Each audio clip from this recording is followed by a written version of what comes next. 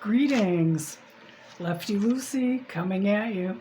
I decided to leave my sign at a left lean because it just seems so appropriate. Eventually I may straighten it out, I don't know. Today is August 6th, 60 years since the Voting Rights Acts went into effect. It was a great thing. And as part of my left-leaning politics, which I don't understand how this is left-leaning, but a lot of people think it is, I'm all about voting rights. We do not screw with the voters, period. This is America still, for now, and we are all guaranteed the right. Every American citizen is guaranteed the right to a vote, and it needs to be fair and equal. And on that note, I'm really proud of the Democrats in Texas who left the state in order to not have a quorum for the state of Texas via the Governor Abbott, from Donald Trump, of course, wanting to gerrymander and redistrict the whole state in the middle of the decade, which is usually never done. And these representatives is costing them each $500 a day for every day that they're missing in action. And they only make a little over $38,000 a year, which is not a lot of money. So, this is going to cost them, in the thousands. Some of them have other sources of income that they need to tend to, such as jobs or businesses or that sort of thing, so they're losing out on that. They're also being away from their families, but they are in other states where they're approaching Democratic leaders to gerrymander for the Democrats if Abbott is able to go through with this. I think gerrymandering is so wrong, but it's time to fight fire with fire. We cannot just roll over and let our country go. That is ridiculous. And as far as rolling over and letting our country go, I personally, and my generation, I feel are the ones that allowed our country to go to hell. And I am not just talking about all the old fat farts my age who sit around watching Fox News, which isn't even news, it's just propaganda and bullshit, and don't want to check their facts. I've never been one of those people, but I've been lazy politically. And I know most people my age, we've been pursuing other things, and we were the original me generation. It's all about us, and we're just a bunch of selfish assholes. And we've perpetuated that to other generations and have not, unless our family is military, we have not made our kids realize that our liberties and our democracy and our Constitution are so basic and so worth fighting for, and nothing can get in the way of that. And I was complacent. I've always voted. Big deal now. No, it is a big deal. Don't get me wrong. It's a huge deal. But I never really got involved in that much politics. I've worked on a few campaigns, volunteered and stuff. But I'm going to be real honest, and come on, tell me if you've done this too. I know you have.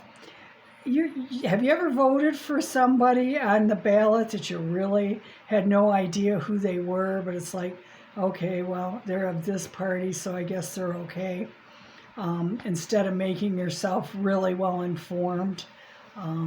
That's not a cool thing, and that's not an option going forward.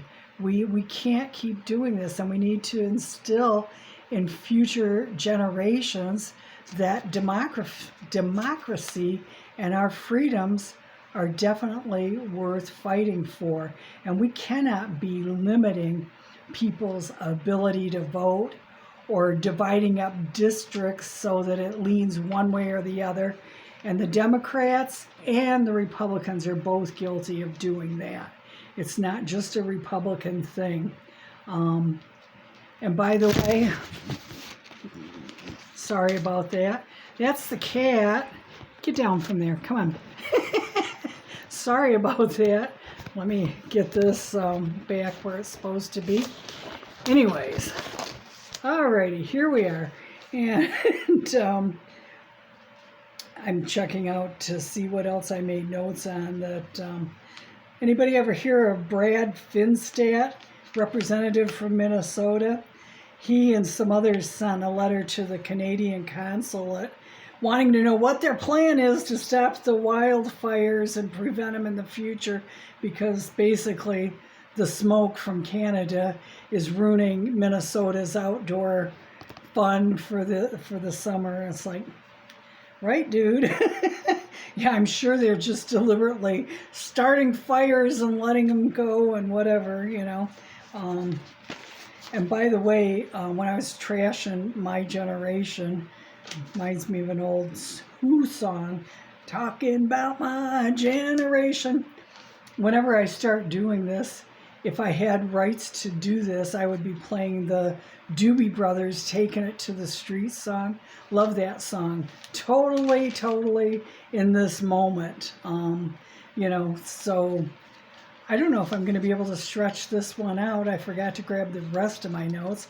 I just got back from trivia. We were doing really well until we weren't doing well. Until the end, I just saw a note from one of my trivia partners say it went by really fast about an Airedale being what kind of breed. And it was a terrier, and that was my answer, but I used the answer of the day, a freebie, so we could wager more points to get it, because we were really unsure about that.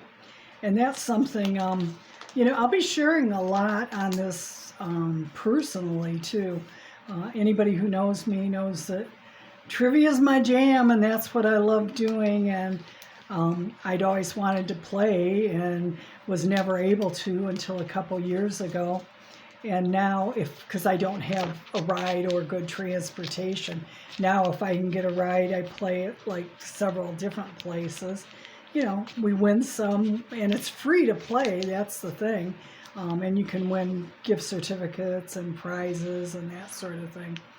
But on a personal note, I had tried to do this yesterday and couldn't do it today because I was kind of down. I mean, I was headed to a bit of a depression because I'd given up tea, which was my last source of caffeine, for various reasons, and it wasn't because of the caffeine I gave it up, but I had caffeine from another source tonight, which will probably make it so that I'll be lucky to get to sleep, but that's okay. Once the caffeine hit, it's like, oh, I don't feel so down, you know. And that's another thing. I mean, a friend and I years ago used to have these deep spiritual talks, and felt that a lot of us as human beings, in our judgmental nature that we have, one of the things that separated most of us was our addictions, what type of things we were addicted to. And it's not necessarily substances, but all sorts of things. You know, it could be a religion. I mean, it could be a lot of different things. But it was always like, well, at least I wouldn't do that, you know, at least I wouldn't shoot heroin, at least I wouldn't, you know, snort something up my nose, or I wouldn't do methamphetamine. And it's like, you know, you don't know what you would do under what circumstances. We, you know, and honest to God, you know, except for the criminality and causing people to steal and harm other people to get your substances, I just, like, at this point in my life, I feel like whatever gets you through whatever. And by the way, I don't get high in any way. Occasionally I will have a drink, or sometimes even 2 drinks, and then my caffeine, and that's about it. I do take some anti-anxiety medication, and God only knows I need it these days, but I don't have to take it every day. But these times kind of demand it, and I'm trying to stay positive, and I want to put out a positive message, and I want it to be kind of an inspiration for other people. Not that I'm an inspiration of anything, believe me, that's not it, but to inspire you to hold on, and at least your attitude and maybe some circumstances might improve. I mean, of course, they get worse, and mine definitely will be getting worse. I have no doubt, because I am at the bottom rung of financial, um, having a good financial base for my life. And that's okay. I mean, it's not the what I saved for. It's it's not what my 401k and CDs and things were going to predict my my retirement years would be. But actually, in a lot of ways, I'm having a better retirement than I ever dreamed. Really, I mean, about the friends and the activities and being able to stay productive and help out other people. And please just hang in there, folks. And whatever you feel like you can do to help, just do it. And please don't remain silent. I mean, I can't really discuss this with my friends and my people, as I've said before, because I get really and dropping a lot of F-bombs, talking about our political leaders, and one whose name in particular, Big Orange Turd, whose name I can barely say, but hang in there. Hang in there. Whatever it is that makes you feel better, if it's watching something funny. I like watching on YouTube Midlife Stockman. This is a guy that goes around finding yards that are overgrown and need help, and he, because of his YouTube channel and some of his merchandise and stuff, is probably able to make a living off this, but he doesn't charge anybody anything. He just goes in and does it, and makes the neighborhood better. And I mean, I'd like to think that in some ways we can all make life better, and a little bit of kindness goes a long way. Of course, in my case, a little bit of meanness goes a long way too. So, whatever you choose.